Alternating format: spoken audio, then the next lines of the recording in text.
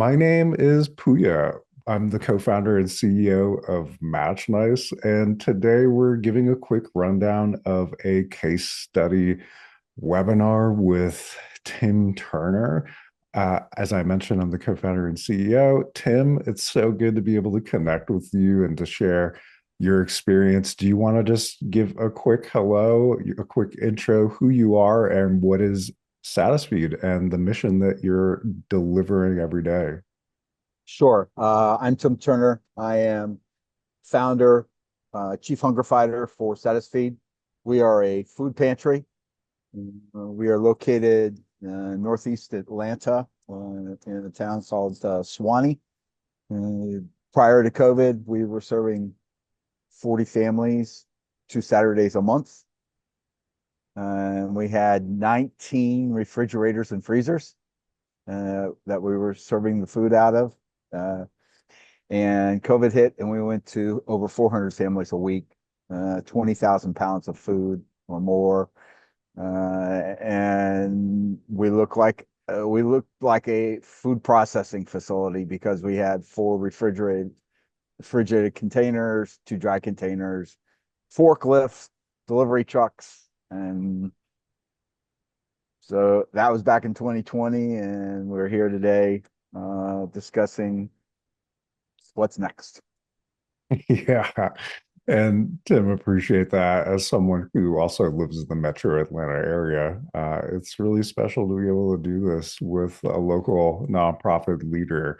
So, today, of course, Tim, we're unpacking how Satisfeed turned one very specific operational need into a campaign that dramatically outperformed some fundraising expectations. But before we get into that story, I just want to quickly ground us in what we're talking about and what we mean in terms of matching today. So, at MatchNice, we're focused not on employer matching, where I donate to a nonprofit and the company I work for matches me.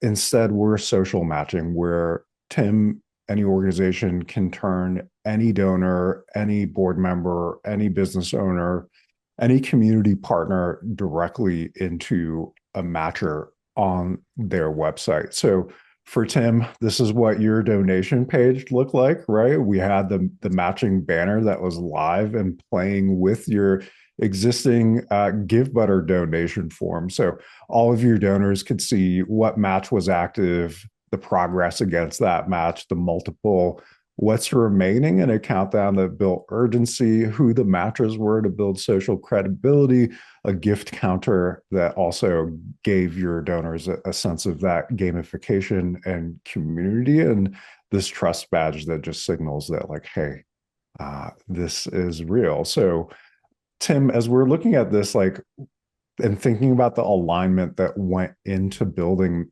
this campaign, what was happening internally at Satisfeed that made getting a new refrigerated box truck so urgent? Uh, every day I was receiving uh, questions, phone calls, emails, texts. Can you come and pick up this food? Otherwise we're going to throw it away. And so it became painfully obvious that one 26-foot refrigerated truck was not going to be sufficient to uh, save the food, to rescue the food, and move it from the food folks to the hungry people we were serving.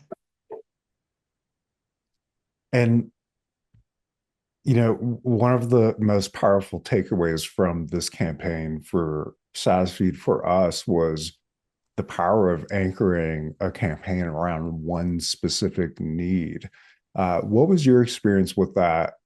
Like the transformation of this campaign versus other campaigns when you were able to get very clear on the impact and the need for donors to jump in and support?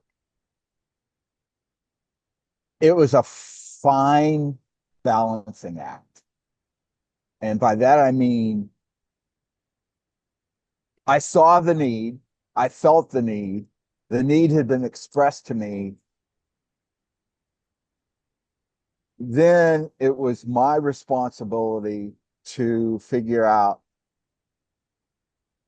how to create the match campaign to raise the money that we needed. And literally,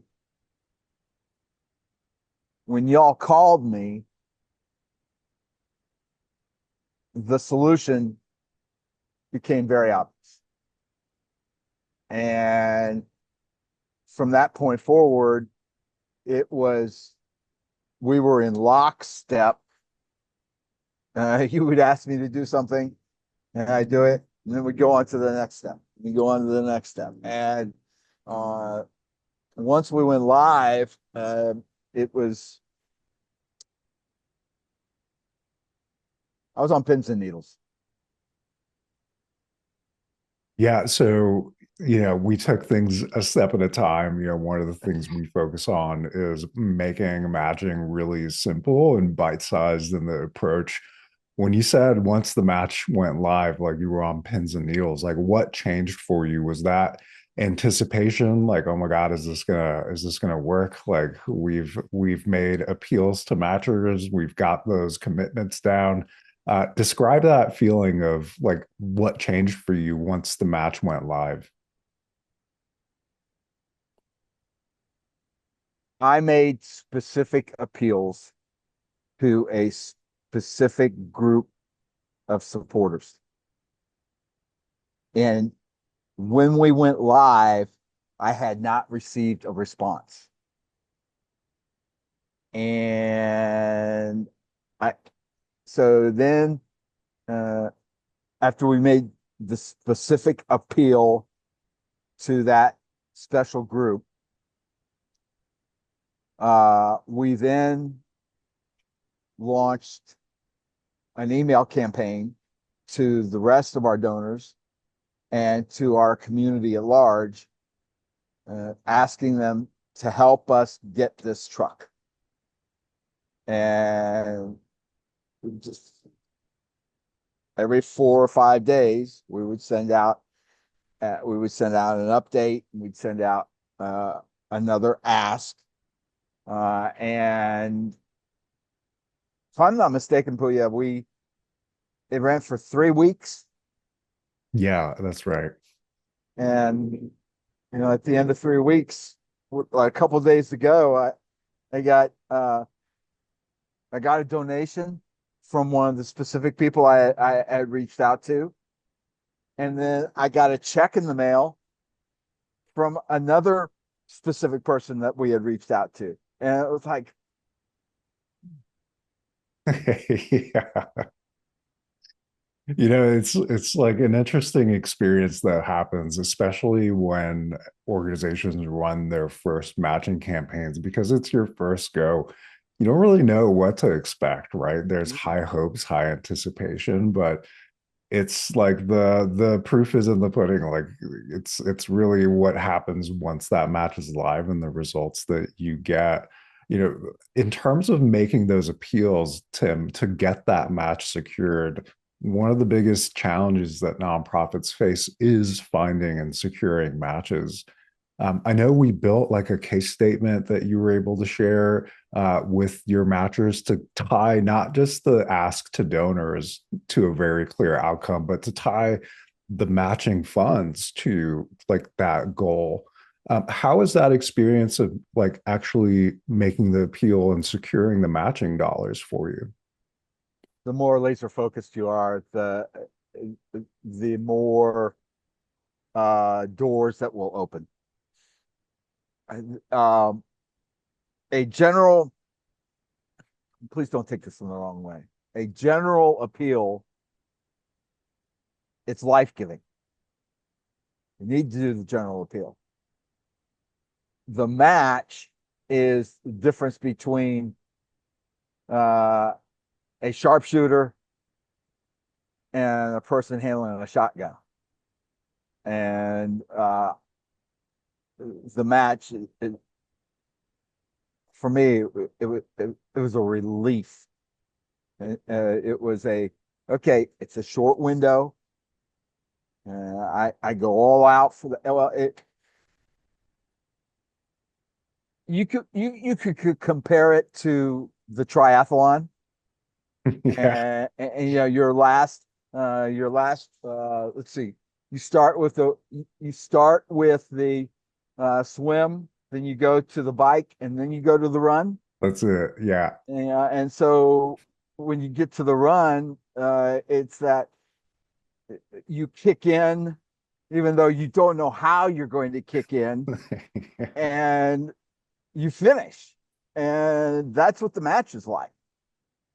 Yeah, that's such a great analogy, especially for me doing triathlon stuff. And uh yeah, that swim portion's like you're jumping in the water, you're trusting that this is gonna work, that you can secure the match. The bike, you're kind of the longest segment of like the planning, the communication, going alive with it, and then the run being like the finish line. And one of the trends that we see around matching that's really interesting is like it that race, it feels the toughest in those last couple miles, right? Of getting to the finish.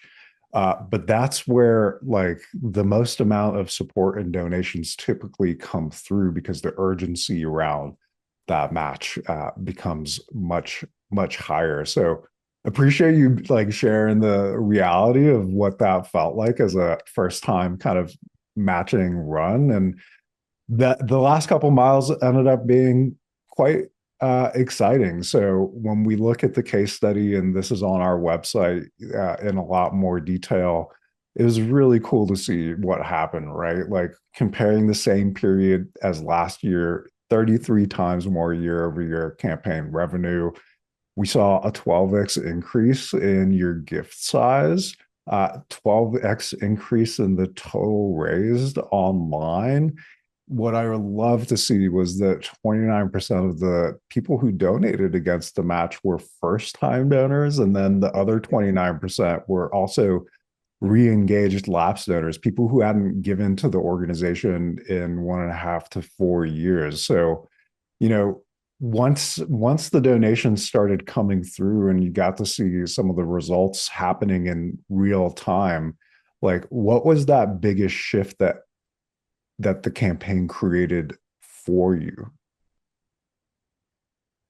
There was a revelation for you. The revelation was I, up to this moment, I had not done a good job of nurturing and stewarding our donors. And to see previous donors come back and say, I'm going to participate, I'm going to support it. It was a clear picture to me that uh, building relationship is more than just receiving a donation. Whether it's a one-time gift, a monthly gift, or a match, um, there's more to it than just the transaction. There should be more to it than just the transaction, and that was the biggest learning for me.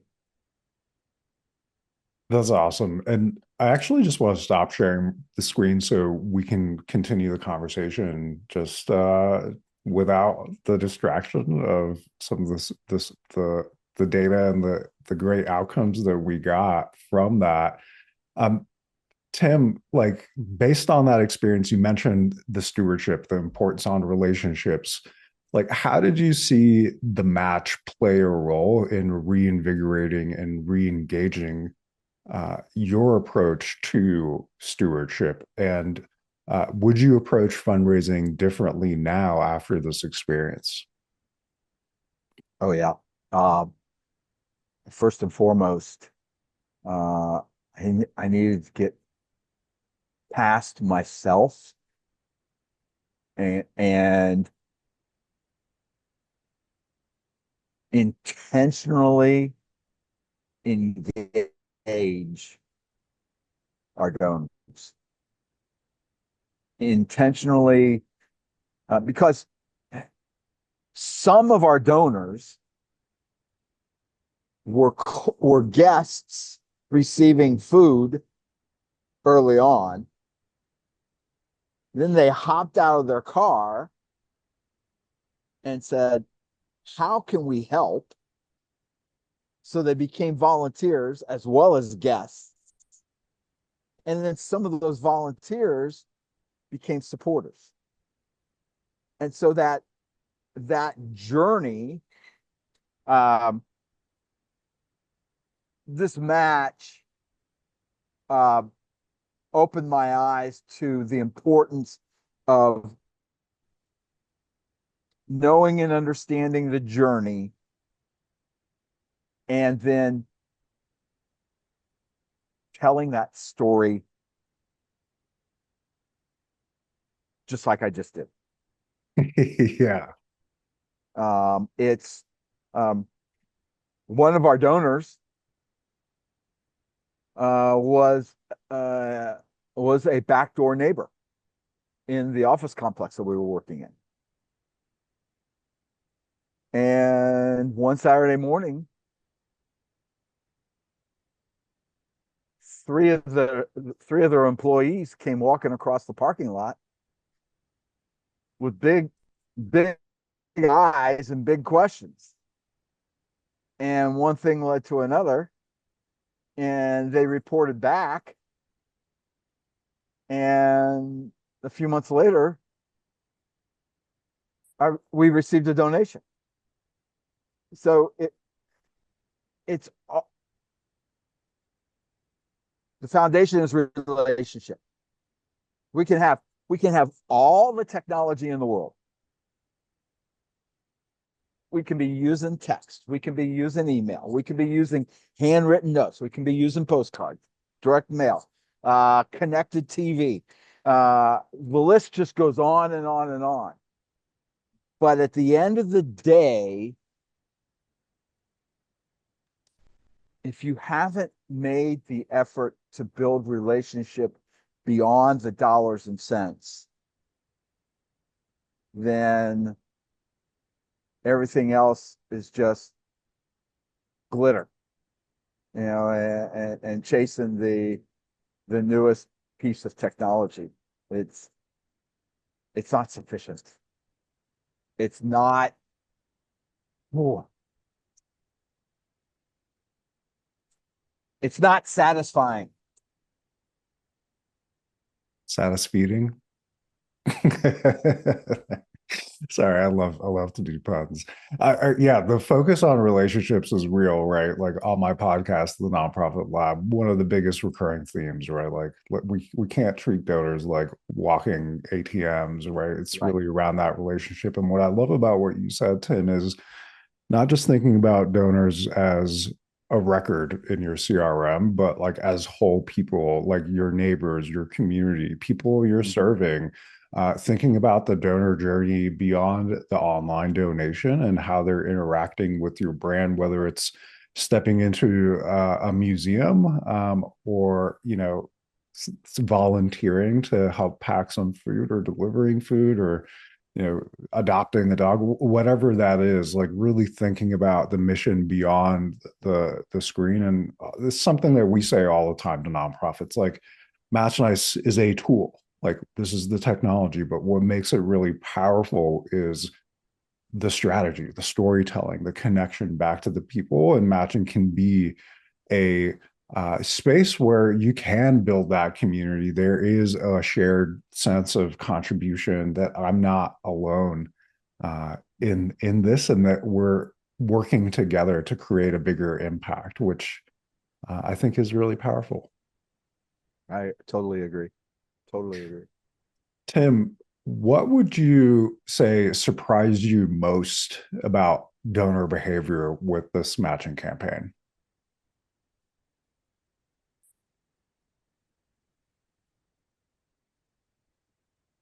I learned that meeting a specific need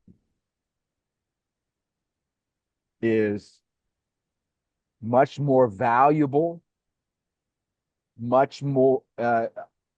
You're, I was better able to tell a story about how this need would enhance our ability to feed more people. And the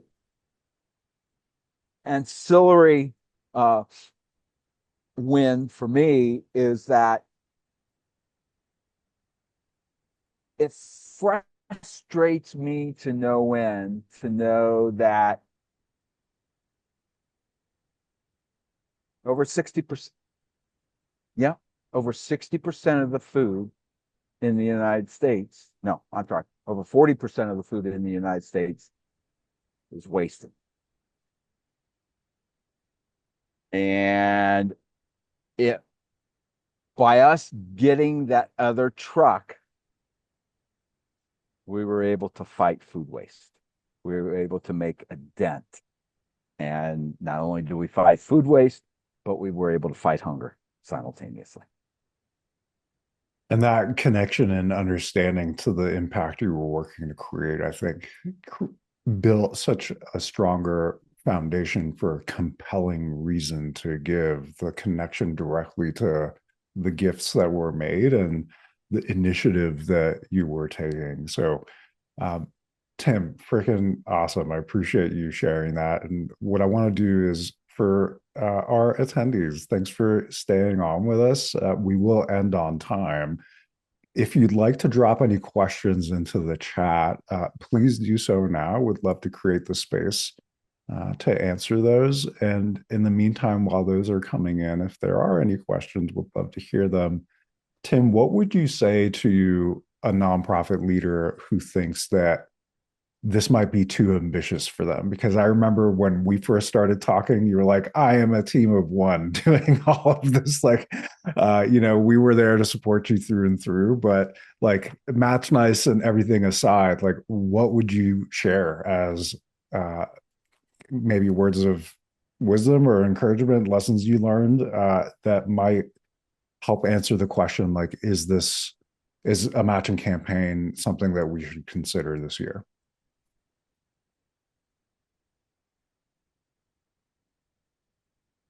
The biggest benefit of match is it forces you to look inside of the organization and determine what is that one need that continues to nag at you, that continue, and take that nag, take that itch, take that pain and project it out to, wow, if I had this much money, how would it improve our situation? And then work on creating the specific ask, and then engage the matching program to get you where you need to go. And it is one of many tools, right? Like it's not the end all be all, but it's just a part of the strategy. And I love the way that you painted that picture overall. Like it is the storytelling, it is being able to create that window into the empathy and the mission of what you're doing and connecting with donors in a great way. And the match is just, again, like a medium, a tool to bring people together around that goal. So, Tim, I really appreciate you for being here. And again, for anyone that's on, feel free to drop any questions in the chat. If there aren't any questions, and I'll just kind of move us into this lovely closing thought that you shared, Tim, with me when we last connected was, you had recommended, you were like, you need to talk to this nonprofit. Like, I have one of my donors who would be willing to probably put up a match for them. And I said, Tim, that's abnormal. Like in the sector, like the status quo is very much like this protection of donors and like our mission, and we don't want to share or open up our sandbox to other organizations. The fact that you've been so transparent and willing to share your experience openly and honestly is part of that expression. But the phrase that you use that has just stuck with me and will forever stick with me is, we have to move from me and I to we and us. As just a closing thought and comment, I'd love to give you the space to expand on that slightly, and then we can wrap up the webinar. Sadly, many in nonprofit leadership are lonely. They feel like they're on islands. And that pain, it not only pains me, I experience the pain. And so to move from me's and mine's to we's and us,